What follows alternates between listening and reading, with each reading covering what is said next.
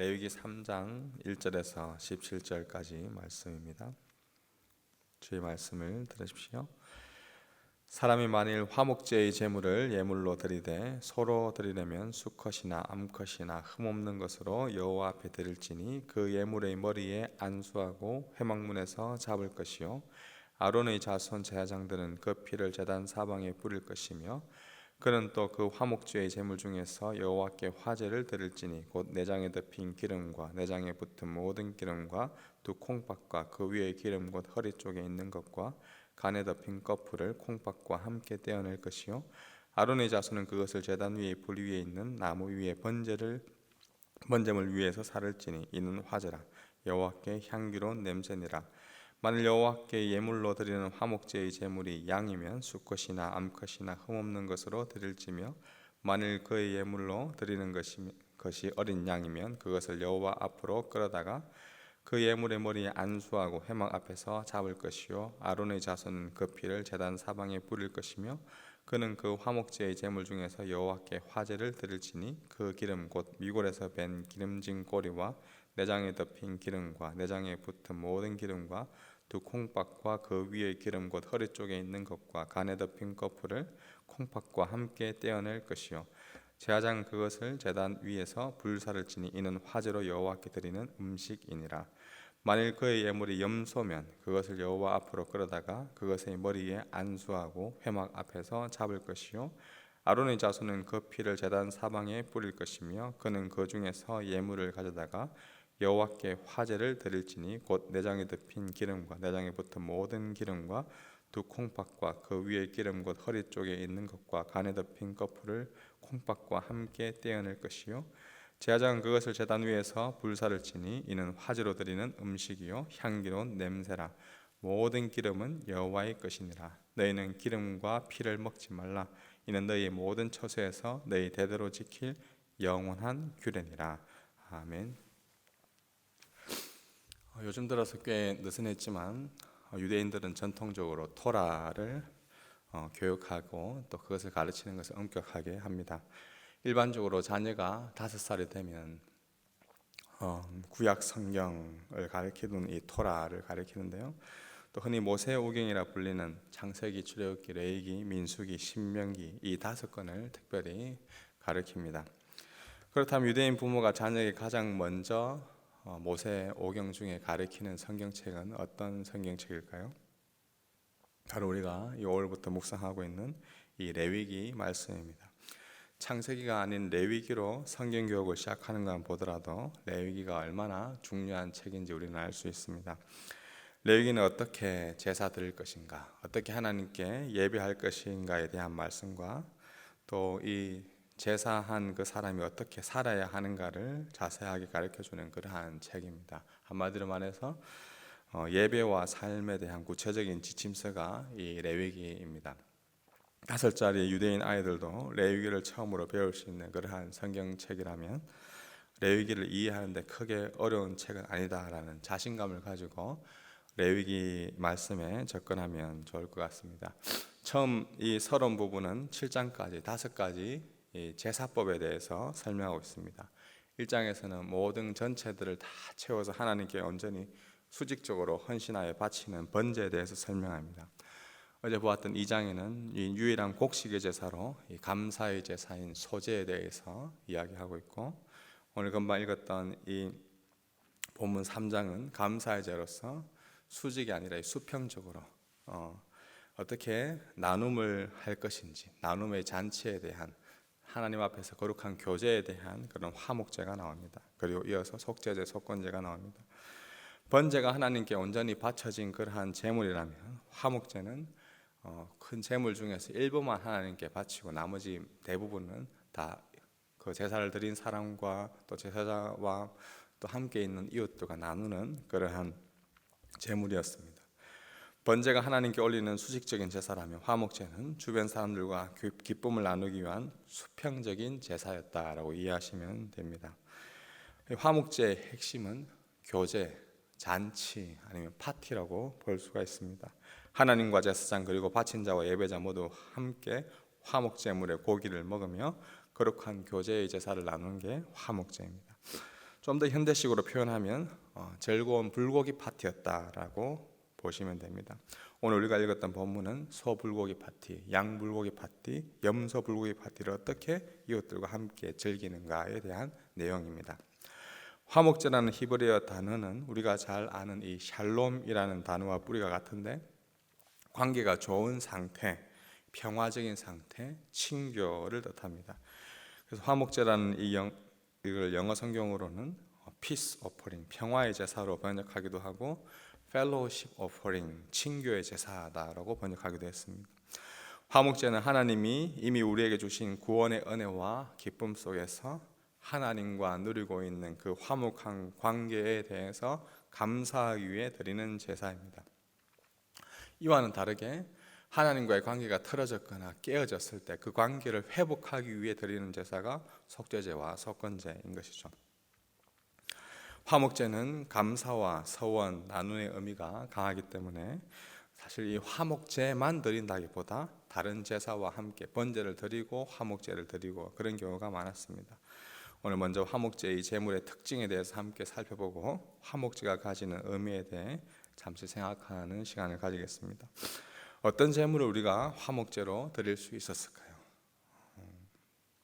소, 양, 염소 중에 특별히 1절, 6절에 보니까 수컷이나 암컷이나 흠없는 것이라고, 수컷이든 암컷이든 구분 없이 화목제를 자원하여 바칠 수 있었는데, 이는 바로 영적인 잔치를 베푸는 그 사람과 이 고기를 함께 나누는 의미가 강했기 때문에 수컷이든 암컷이든 드렸습니다. 대신 이 비둘기 같은 새는 또한 이 화목제 제물로는 드리지 않았습니다. 사실 우리가 새를 잡는다고 해서 이웃과 그렇게 크게 많이 나눌 수 있는 것이 아니기 때문에 그렇습니다. 화목제 제물로 드린 또 짐승의 어떤 부위가 하나님께 바쳐졌습니까? 3절에 보니까 화목제 제물 중에서 태워서 드리는 화제로 드려야 하는 부위가 내장에 덮인 기름, 내장에 붙은 모든 기름, 그리고 콩팥과 그 위에 기름, 간에 덮인 꺼풀이었습니다. 소, 양, 염소 할 것 없이 거의 비슷합니다. 왜 기름덩어리와 두 콩팥 또 간에 덮인 꺼풀을 화목제로 드릴 때 이 불에 태워 드리라고 했었을까요? 학자들 간에 여러 의견이 있으나 몇 가지 견해들이 있습니다. 먼저 콩팥, 간에 덮인 꺼풀, 이들 기관은 동물의 감정들이 집약된 기관이 바로 이 간하고 콩팥이다라고, 이 동물의 감정들이 앉아 있는 곳이다라고 보았기 때문이다라고 주장합니다. 옛날에 구약 사람들은 영육일체적인 인간관을 가졌는데 이런 영적인 생각과 마음도 인간의 오장육부 속에서 온다라고 보았습니다. 우리 동양적인 사고도 이와 비슷하죠. 예를 들어 옛날에 우리는 겁 없는 사람을 가리켜서 간이 부었다, 간떼기가 부었다, 그렇게 표현하기도 하죠. 또 줏대 없이 막 행동하는 사람을 가리켜서 쓸개가 빠졌다라는 그런 표현을 쓰기도 하고, 또 쓰라린 고통을 나타낼 때 이 창자가 끊어지는 다 아픔을 가진다라고 표현하기도 합니다. 이처럼 동물의 콩팥과 간 등을 완전히 태워서 바치는 이유는 이 모든 감정이 그곳에 집약되어 있다라고 생각하기 때문에 우리의 모든 감정을 하나님께 드린다라는 그런 의미로 드렸을 것이다라고 보기도 합니다. 또 다른 견해로는 고대에 널리 퍼졌던 그런 점술 중에서 우리가 손에 손금을 보듯이 간을 꺼내서 간 점수를 보는 그러한 것들이 있었는데, 간을 잘라내어서 표면의 형태나 간의 선의 모양이나 색깔 등을 보고 점을 치는 것입니다. 이는 고대 민간사에서나 그리고 왕실에서 중대사를 결정할 때 이러한 간 점수를 보기도 했었습니다. 그렇게 하나님은 이러한 이 미신적인 이방적인 그러한 요소를 막기 위하여서 미리 간과 콩팥 부위를 완전히 태워서 화제로 드리라고 명령했다라고 주장하기도 합니다. 또 다른 견해로는 고대 사회에서 이 간은 피를 만드는 기관으로 보았습니다. 물론 근대 의학에서는 간에서 피가 만들어지는 것이 아니라 뼈의 골수에서 만들어지는 것이라는 것이 밝혀졌지만, 고대 문화권에서는 이 간에서 피가 생성된다고 생각했죠. 여러분들도 간을 사진으로 보면 마치 핏빛을 띠고 있는 큰 덩어리처럼 보여서 피가 여기에서 생겨나는 것처럼 느낄 수가 있습니다. 어쩌면 하나님이 이 고대 상시의 그 생물학적인 지식 수준의 눈높이를 낮추어서 이 피는 곧 생명이다라는 이유로 피를 만드는 이 간을 생명의 주인 되신 주님께 바치도록 했다라는 그러한 견해도 있습니다. 감정의 중심이기 때문에 바치려고 한 것인지, 아니면 간 점수를 미리 막기 위해서 한 배려인지, 고대 생물학적 지식에서 간은 피를 생산하는 그 생명이기 때문에 생명을 바쳤던 의미에서 드렸던지, 중요한 것은 이미 우리를 구원하신, 이미 우리에게 은혜와 기쁨을 허락하신 그 하나님께 감사의 제물로, 화목 제물로 바쳤다는 것, 이것은 의심할 여지가 없습니다. 또한 내장에 덮인 기름과 내장에 붙은 모든 기름, 이 기름을 바쳤다고 나오는데, 양의 같은 경우는 미골에서 벤 기름진 꼬리를 잘라 바치라는 그런 규정까지 되어 있습니다. 왜 짐승의 기름을 이 여호와께 바치다라고 했을까요? 16절에 보니까 향기로운 냄새라 모든 기름은 여호와의 것이니라 한 말씀이 있는데, 기름이 타면서 이 향기로운 냄새를 내었고, 고대 사회에서 이 기름은 부와 풍요 그리고 힘의 근원이다라고 여겼기 때문에 풍요와 힘의 근원이 되신 하나님께 이 모든 것들을 드리면서 모든 부와 풍요가 하나님께 있다라는 것을 나타내면서 이 기름을 태웠을 것이다라고 봅니다. 이렇게 화목제 제물의 기름과 간, 콩팥 등 일부만 태워드리고, 대부분은 제사자와 바치는 자, 더 나아가 이웃과 더불어 화목제 제물을 나누어 이 불고기 파티를 하였습니다. 화목제 제물의 말씀을 묵상하면서 오늘날 우리의 예배와 삶에 던지는 몇 가지 교훈에 대해서 생각해 보았는데요. 먼저 이 예배는 우리가 하나님께 온전히 우리의 모든 것들을 바치는 이 번제적인 그러한 요소도 있어야겠지만, 이 수평적인 관계, 성도들과 함께 친밀한 교제도 정말 중요한 제사법 중에 하나이다라는 것을 생각하게 됩니다. 신약을 살고 있는 우리는 예수 그리스도 안에서 완전히 성취된 제사의 정신을 예배를 통해서, 우리의 삶을 통해서 실현하는 것이 마땅하다고 봅니다. 하나님과의 온전한 관계 회복도 중요하지만, 이에 못지않게 성도 간의 교제 그리고 성도 간의 나눔과 친교도 예배에서 빠져서는 안 될 중요한 요소입니다. 예수님도 마태복음 산상수훈에서 이렇게 말씀하시죠.